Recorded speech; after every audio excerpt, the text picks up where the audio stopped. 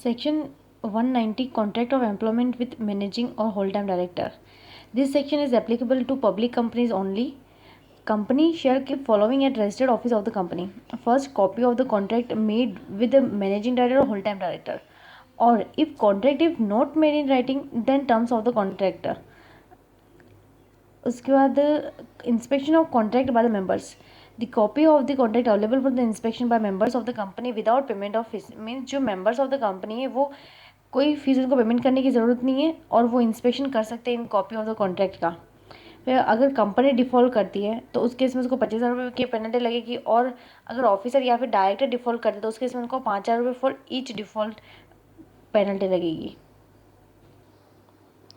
Now section 191 compensation for loss of office to director.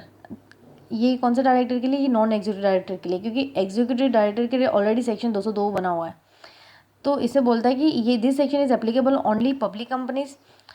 Directors receive compensation in following cases: for loss of office by the transfer of undertaking और property of the company, या फिर loss of office due to transfer of shares of the company to a person.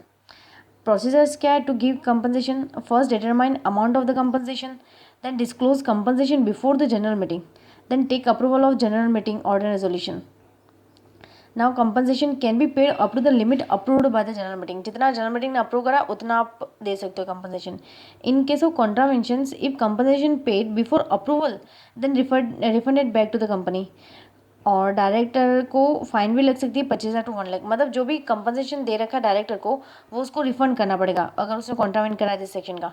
और अगर उसको और additional उसको fine भी लग सकती है 25,000 to 1 लाख तक.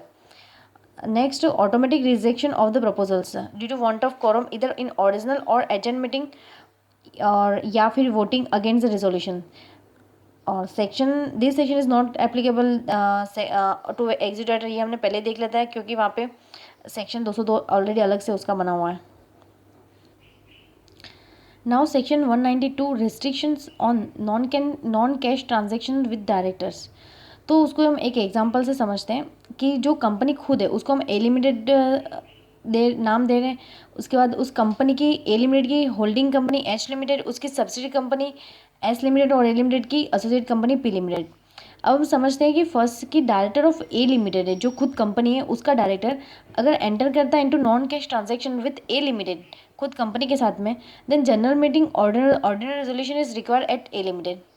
नेक्स्ट, ये अगर director of H limited that is holding company director enter into non cash transaction with A limited, then general meeting ordinary resolution is required at both company. A limited में भी उसको general meeting ordinary resolution pass करना होगा, as well as holding company के अंदर भी उसको general meeting ordinary resolution pass करना होगा. थर्ड देखिए कि डायरेक्टर ऑफ एस लिमिटेड और पी लिमिटेड जैसे सब्सिडी कंपनी और एसोसिएट कंपनी का डायरेक्टर अगर एंटर करता है into non cash transaction with A limited, then general meeting ordinary resolution is required at A limited. मतलब यहाँ सब्सिडी और एसोसिएट को general meeting ordinary resolution pass करने की जरूरत नहीं, ओनली ए लिमिटेड को ही पास करने की जरूरत है. लेकिन जब हम देखते थे कि अगर होल्डिंग कंपनी का डायरेक्टर अगर ए लिमिटेड के साथ में नॉन कैश ट्रांजैक्शन करता है, देन उस केस में होल्डिंग कंपनी को भी जनरल मीटिंग का ऑर्डिनरी रेजोल्यूशन पास करने की ज़रूरत है और ए लिमिटेड खुद को भी जनरल मीटिंग का ऑर्डिनरी रेजोल्यूशन पास करने की ज़रूरत है. उसके बाद जो नोटिस होगा इस रेजोल्यूशंस को पास करने के लिए, उस notice of general meeting for this, उस नोटिस में क्या क्या होना चाहिए कि all the particulars of the such contract और अरेंजमेंट के सारे पर्टिकुलर्स होने चाहिए. एंड उसके साथ में अगर valuation of such assets made by the registered valuer या फिर इंडिपेंडेंट वैल्यूअर, तो उनकी वैल्यूशन रिपोर्ट भी होनी चाहिए साथ में. और एक बात और कि जो सेक्शन 192 है ये ओनली पब्लिक कंपनी पर एप्लीकेबल होता है. अगर कॉन्ट्रावेंशन होता है सेक्शन 192 का तो क्या होगा? तो contract will be voidable at the option of the company. If any person indemnifies for loss cause to the company, then contract enforceable against the company by the director. If right is acquired by any company after the payment of consideration in good faith, then contract is not voidable at the option of the company. Company can sue the director for the damage. Purpose क्या है of the this section? To save company from loss cost due to non cash transaction. Now section 193 contract by OPC 1% company only applicable to OPC. ठीक है, OPC can contract with its sole member who is the director only if the contract is in writing.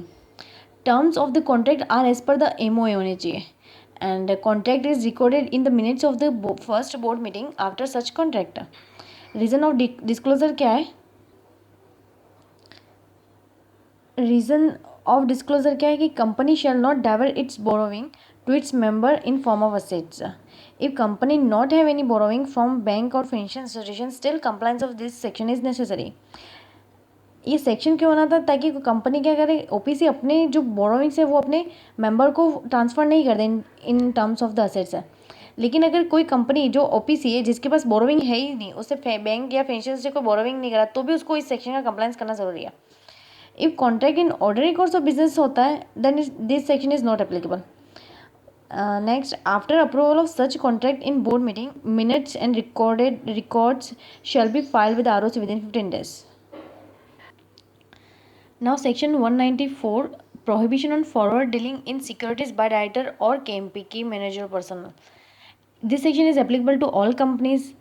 ये बोलता है कि insider trading through entering into future contract or option contract on the basis of reasonable assumptions of future situations in which company will be placed. इस section का contravention करने पर imprisonment हो सकता है अप टू 2 years का, और fine लग सकती है 1 lakh to 5 lakh.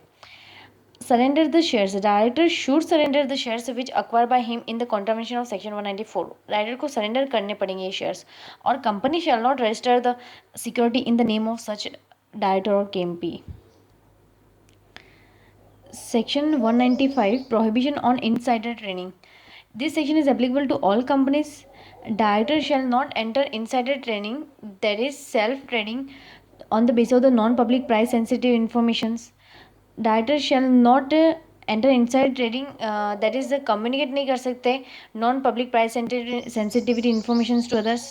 Shall not giving directions नहीं देना उनको on the basis of the non-public price sensitive informations.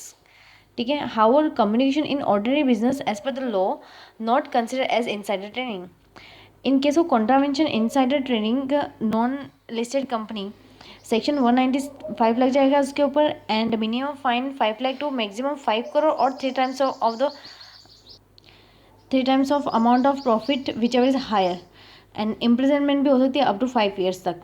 In case of यही अगर इनसाइडर ट्रेडिंग अगर वो लिस्टेड एंटिटी लिस्टेड कंपनी होती है तो वो सेबी डील करेगा उस सेक्शन से, और उसमें उसके से उसको 15G में जो सेबी का है 1992 उसमें उसको पेनल्टी लगेगी, जो बोलता है कि 25 करोड़ और 3 times of amount of profit whichever higher लग सकती है।